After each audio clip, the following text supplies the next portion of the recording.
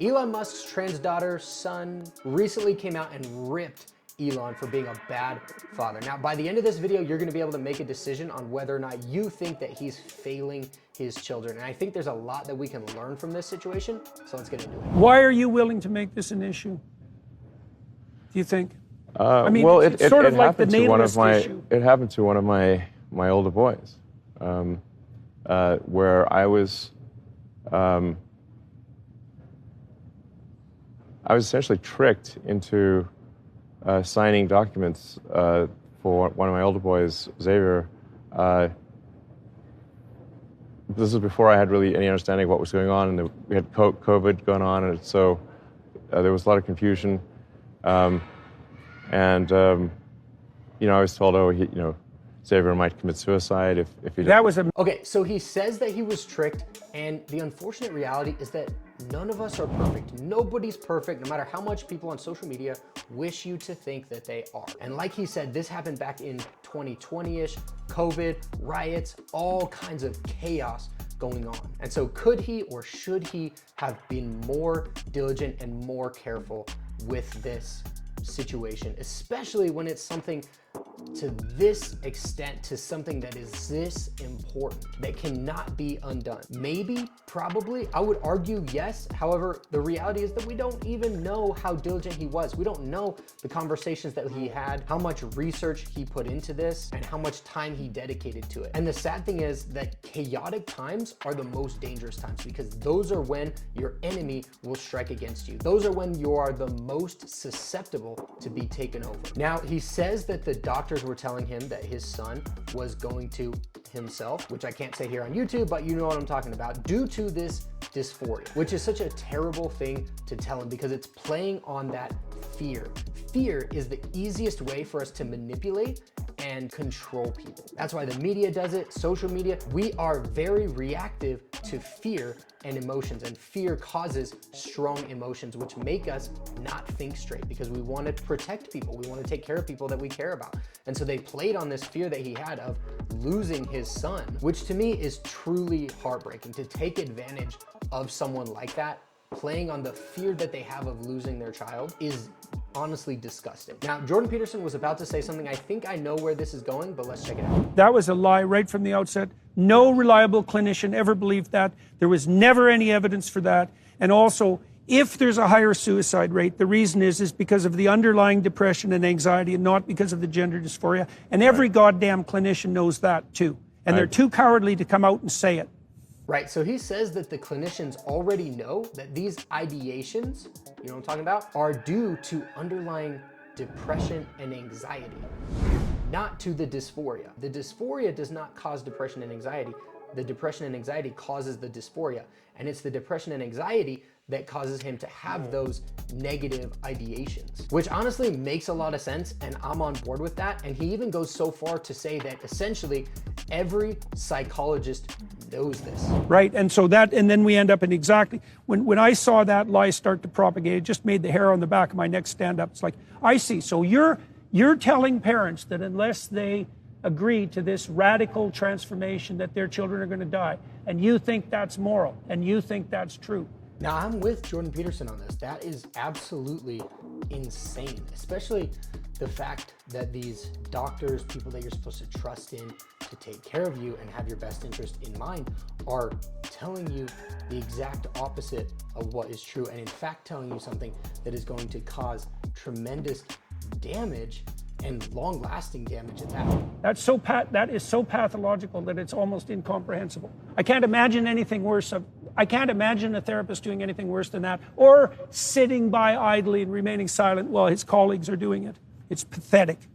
It is pathetic, and it's just a sad reality. Like he says, that a lot of people, especially these types of people, have no backbone, no strength whatsoever to speak of, so it seems anyways, that they can't even speak out about the truth against this horrible, horrible stuff that is happening, that you're hurting and mutilating essentially children. It blows my mind. I mean, it's absolutely wild, the fact that this is real. It's incredibly evil, and I agree with you that people that have been promoting this should go to prison. It won't stop till that happens. Yeah. It'll just go underground. Puberty blockers are being accessed online by kids all the time through non-medical channels. So, yeah, Right. it's not going to stop. That is absolutely crazy. That's just insane. Like Elon said before, like these puberty blockers, they're just sterilization drugs that they literally used to use on pedophiles. Like the fact that these are found online, that you can totally go online, just buy them, no problem, and that these doctors and professionals and people are telling kids that this is going to be the best thing for you, this is going to change your life in a good way, and it won't have any long-lasting, not only physical but psychological effects, like it's not going to hurt you at all. Are you freaking kidding me? Okay, so I see. So that's So I personal was connection. tricked into doing this, and it wasn't explained to me that puberty blockers are actually just sterilization drugs.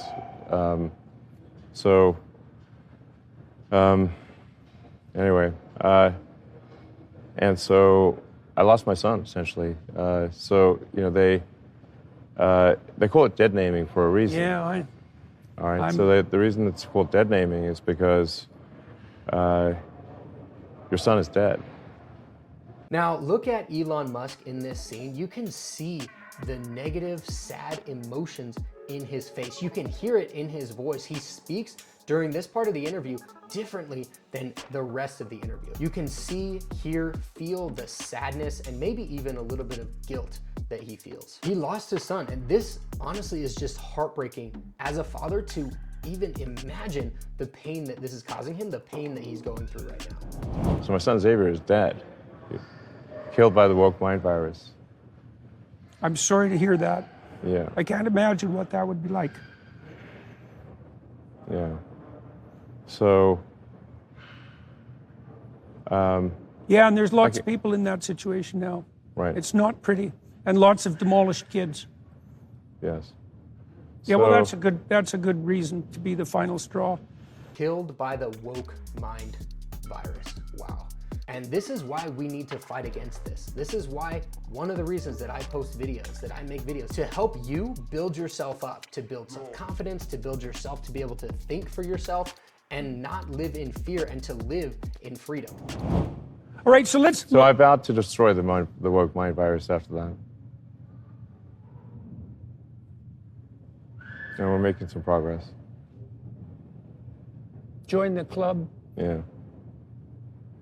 Oof. Okay, so he vows to destroy the woke mind virus. So from a father's standpoint, he is waging war on what killed his son, on what has taken his son away from him. You know, it's hard to say that he has completely failed as a father, and honestly, in my opinion, I don't think that he has.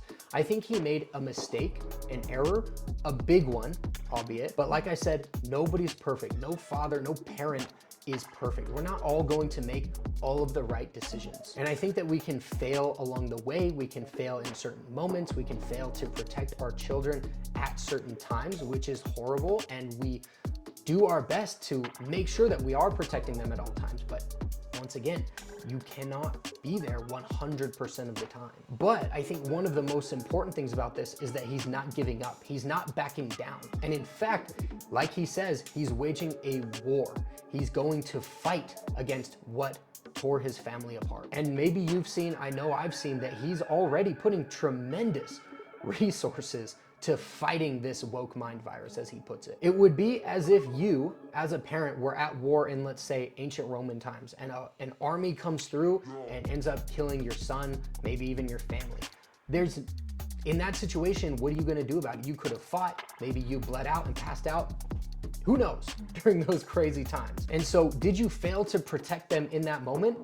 Yes, unfortunately. But how do you get redemption for that? And this is one of the reasons that we love the movie Gladiator, right? You fight, you make your presence known, and then you kill the emperor. You get up, you fight, and you never stop. And as a parent, as a father, you have to have that fight in you. You have to have that warrior spirit in order to get redemption for the mistakes that you may make along the way. So yes, he maybe could have been more aware, potentially seen through the lies, but again, nobody's perfect. And it's the way that he acts after this tragic decision that shows that he's not a failure. And now that you've seen these mistakes, you need to know Jordan Peterson's advice to fix your life before it's too late, which is exactly why I made this next video for you.